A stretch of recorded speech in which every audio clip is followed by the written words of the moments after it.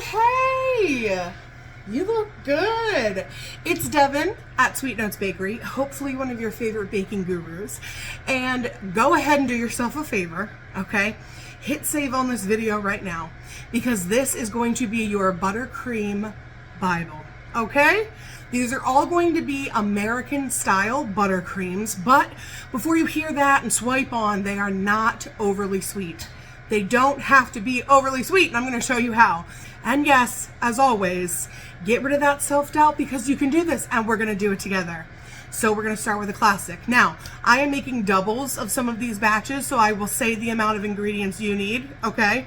And put those on the screen. Let's start with a classic. Good old vanilla buttercream. Unsalted butter. You will need 1 stick of unsalted butter. Make sure that it is softened but not melted, okay? Softened. Then you will need 1/2 cup of shortening. Yes, I do equal parts butter and shortening. All right, so like Crisco. Mix those two together. We always want to start by mixing the fats together so that they are nice and smooth and incorporated. This is going to help everything mix in easier later on. Okay, the fats are combined. Now we're going to add 4 cups of powdered sugar. Make sure that these are level cups. Doesn't need to be more than that. All right, all my powdered sugar is in. You can see she's getting clumpy. It's okay. It's okay. This is what it should look like. With your mixer still on stir, 2 teaspoons of vanilla. Honestly, if you want more than that, add more than that. Let it keep mixing. Then you are going to add heavy cream, 1 tablespoon at a time. I've done this so many times. I know when the texture is right, but you should add it 1 tablespoon at a time until everything gets nice and smooth and it gets to the consistency you want.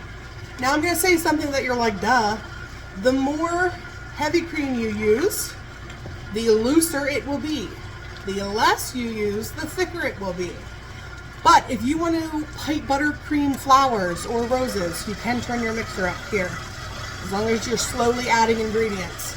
I would recommend a little bit of a stiffer buttercream, helps hold those shapes. Mix it on like a 4 for 2 to 3 minutes. Don't go all the way to a 6, you'll whip too much air into it at that rate with 1 batch. Let's take a look. And there it is, smooth, beautiful, creamy, delicious. All right, I bet you're wondering, why didn't I wash this? Because everything that went in the vanilla buttercream is going in the chocolate. We're just adding cocoa powder, but I'm going to show you how we're going to do it. 1 stick of unsalted butter, headed in 1/2 cup, just like the last recipe, of Crisco. Just like before, cream those together. Make sure you have your mixer now on the lowest setting. I cannot stress that enough. We're going to slowly add 1 cup of cocoa powder. Slowly, unless you want to wear most of it, okay? I am using Hershey's classic cocoa powder. King Arthur makes a great one. And if you want a little bit of a darker, richer flavor, you can do the special dark from Hershey. You can do a black cocoa powder. Absolutely, it can still be used in the same ratio. Now, we're going to add 3 cups of powdered sugar while our mixer's on stir. So notice how with vanilla buttercream we did 4 cups of powdered sugar. With chocolate we're doing 3 because we have done 1 cup of cocoa powder. So do you see the ratio is just changing ever so slightly. Now, it's going to look really chunky and really dry, but you know from the vanilla we're going to bring it back to life. I should have said this before. Make sure whatever cocoa powder you're using, it's unsweetened, okay? Otherwise it will be too sweet. So once you've got it pretty well mixed, stop your mixer, cool it down, scrape down the sides, because you really want to make sure you've gotten to the bottom and you don't want any chunks here, and then add 1 teaspoon of vanilla. It's heavy cream time again, and we're going with the same method. Turn up your mixer once all your heavy cream is in and let it whip. Watch me whip. You know what? I know that there's someone, or honestly probably multiple someones out there going, oh my God, she is so cringe. You're not wrong. You will even see the color of this get a little bit lighter. That's perfect. And here's your finished result. Look. Now, let's chat really quickly about how you can get other flavors by using the vanilla recipe. You can alter that. Instead of using vanilla extract, you can use other extracts. You could do a peppermint extract, although I would do half at a time of that one. You could do maple extract, honestly almond. That's how I get a lot of those flavors, okay? So you can swap out the extract and you have a whole nother flavor of buttercream. If you want a citrus buttercream, here's what I suggest. If you want the buttercream to just be white, do what I do. I zest the fruit and then use the juice of the fruit in place of the extract. Put the zest in when you're creaming your fats together so that you get to break that up and get some of those oils in there. Add the rest of your ingredients, and when you go to add the extract, add the juice instead.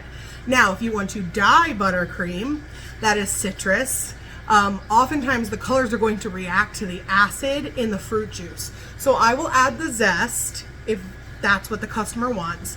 And then I use these emulsions. This will help give you good lemon flavor, and you don't have to worry about it reacting with your colors. Start with less. You can always add more, but you don't want it to taste fake, which is why I always opt for the fresh fruit and fresh fruit juice. These are not going to wildly change the consistency of your buttercream, okay? Your fruit juices will. They will thin them out. So you may have to compensate with a little bit more powdered sugar for that, or like I said, add a little bit less. This won't do that. But these emulsions are wonderful. I'm sure you can find them at your craft stores. I get mine on Amazon. They have tons of flavors, and I think they do not taste super artificial. All right, you ready for our last kind of buttercream today? It's peanut butter. We're gonna start the usual way. 1 stick of unsalted butter. Then we are almost going to do equal parts, but I feel like it always needs a little bit more peanut butter. So we're going to do 1.25 cups to 1.33 cups creamy style peanut butter. Do not use natural peanut butter here, okay? Because that has oils that separate. That's going to break your buttercream. I just use Jif. And now we're going to do what? Everyone together? Cream together our fats. If you see some tiny pieces of butter still in there, that's okay. Those will smooth out. Mixer on stir. 3 cups of powdered sugar. I do 3 because you already have sweetness in the peanut butter, and I think it gets cloyingly sweet if you add too much powdered sugar. So I would rather you taste the peanut butter and not just like sugar that makes your teeth hurt. It is pulling away from the sides. That's a good thing. Heavy cream. Yes, you can use milk instead of heavy cream. I wouldn't, because heavy cream gives it this richness and it's super smooth. I don't know. It's just, it hits different. Add a little bit more heavy cream than you think you need. This one tends to get stiff and thick when it sits. If you want to keep it nice and spreadable, add a little bit more heavy cream than your other recipes, okay? Now, all of these buttercreams can be stored in an airtight container for, like, at room temperature, okay, on your counter for 3 to 3.5 weeks. And you're probably wondering, because I was too, but there's milk in it. The trace amount that emulsify with the fats is actually enough to keep it stable. If you want to store it in the fridge, you can. Before you use it, bring it to room temperature. Regardless of where you store it, stir it before you use it, because you will see some of the fat will naturally separate. Not a ton, but a little bit. Turn your mixer up, and we want to get this nice and light and fluffy. The color of this will get lighter as well. Look how whipped and fluffy and beautiful. All right, well, now that I've talked your ear off about buttercream, You have 3 solid recipes and endless possibilities of flavors that you can make. And yes, you can make these. They're perfect for anything that you might need buttercream. So get out there, get yourself some butter, get yourself some shortening, and make a little happy and make a little buttercream.